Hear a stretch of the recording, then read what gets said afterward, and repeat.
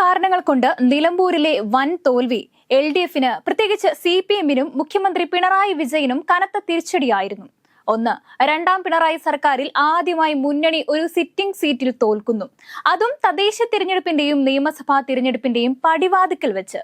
തുടർഭരണ ഇന്നിംഗ്സിന്റെ opening ആയി നിലമ്പൂരിനെ LDF കണ്ടപ്പോൾ അതിലെ ആദ്യ വിക്കറ്റാണ് UDFനെ വീഴ്ത്തിയത്. ഒന്നാം പിണറായി സർക്കാരിന്റെ കാലത്ത് പാല പോലും LDFന് ചരിത്രത്തിലാദ്യമായി പിടിച്ചെടുത്ത വിജയഭേരിയുണ്ടായിരുന്നു. ആ ടൈമില് ആകെ കൈവിട്ടത് അരൂര് മാത്രം. അതേസമയം വട്ടിയൂർക്കാവും കോന്നിയും UDFൽ നിന്ന് പിടിച്ചെടുത്ത് മേൽക്കൈ നേടി. UDFന്റെ ഉറച്ച സീറ്റായ എറണാകുളത്തെ ഭൂരിപക്ഷം 4-1 ചുരുക്കാനായതോടെ തുടർഭരണത്തിന്റെ കലാശക്കൊട്ടായി. കോവിഡ് കരുതലും കൂടിയായപ്പോൾ പിണറായി ചരിത്രം സൃഷ്ടിച്ചു.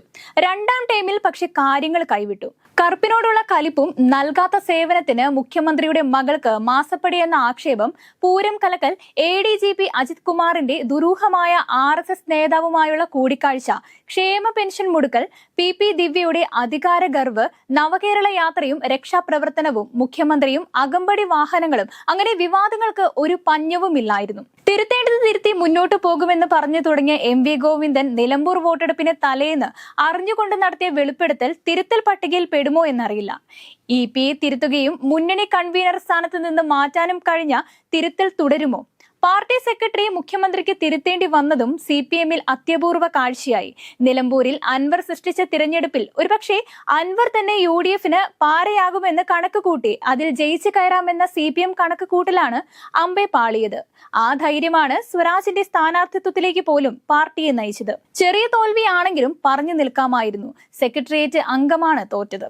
CPM സൈബറിടങ്ങളിൽ പിണറായി കഴിഞ്ഞാൽ ഏറ്റവും ഫാൻസുള്ള യുവ നേതാവാണ്. തുടർച്ചയായ തോൽവി സ്വരാജിനും ക്ഷീണമാണ്. വരും കാല മുഖ്യമന്ത്രി എന്നുപോലും പ്രചാരണ വേളയിൽ ചില നേതാക്കൾ സ്വരാജിനെ വാഴ്ത്തുന്നത് കണ്ടു.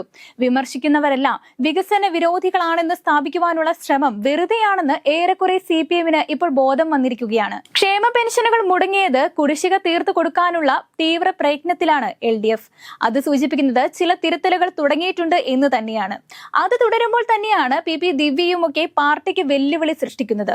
ശബരിമല വിവാദം ജനരോക്ഷം വിളിച്ചു വരുത്തിയപ്പോൾ ഭവന സന്ദർശനത്തിലൂടെയാണ് CPM അത് മാറ്റിയെടുത്തതും 2021 വിജയത്തിലേക്ക് മടങ്ങിയെത്തിയതും. അതേ നിലയിൽ തന്നെ ഇപ്പോൾ ഉയരുന്ന വിമത സ്വരങ്ങളെ പരിപൂർണമായും തള്ളിക്കളഞ്ഞുകൊണ്ട് ഒറ്റക്കെട്ടായി പാർട്ടിയെ സംഘടിപ്പിക്കുകയാണ് CPMന്റെ ലക്ഷ്യം. അതുവഴി പരമാവധി ജനങ്ങൾക്കിടയിലേക്ക് ഇറങ്ങി പ്രവർത്തിക്കുകയും പാർട്ടിയുടെ പ്രഖ്യാപിത നീക്കമാണ്. കേരളം വിട്ടൊരു കളിക്കും CPM നിൽക്കുകയില്ല. രാജ്യത്ത് ഇന്ന് ആകെ CPMന് അധികാരമുള്ളത് കേരളത്തിൽ മാത്രമാണ്. അതും കൂടി നഷ്ടപ്പെട്ടാൽ CPM ഒന്നുമല്ലാതെ ആയി പോകും. ഇന്ത്യൻ ഭൂപടത്തിലെ ആകെയുള്ള ചുമന്ന പൊട്ട് അസ്തമിക്കും. ഏതായാലും ഇപ്പോഴത്തെ സ്ഥിതിക്ക് അത് താങ്ങാനുള്ള കരുത്ത് കമ്മ്യൂണിസ്റ്റ് പാർട്ടിക്ക് ഇല്ല. CPMന്റെ പുതിയ പാർട്ടി ജനറൽ സെക്രട്ടറി കേരളത്തിൽ നിന്നുള്ള സഖാവ് MA ബേബിയാണ്. സംസ്ഥാന ഭരണം നഷ്ടപ്പെട്ടു പോയാൽ അത് ബേബി സഖാവിനും വലിയ നഷ്ടമാകും സമ്മാനിക്കുക. ഏതായാലും അത്തരമൊരു സാഹചര്യത്തിലേക്ക് പാർട്ടി കടക്കാതിരിക്കുവാൻ ചെയ്യേണ്ടതെല്ലാം CPMും ഇടതു മുന്നണിയും ഇപ്പോഴേ ചെയ്യും.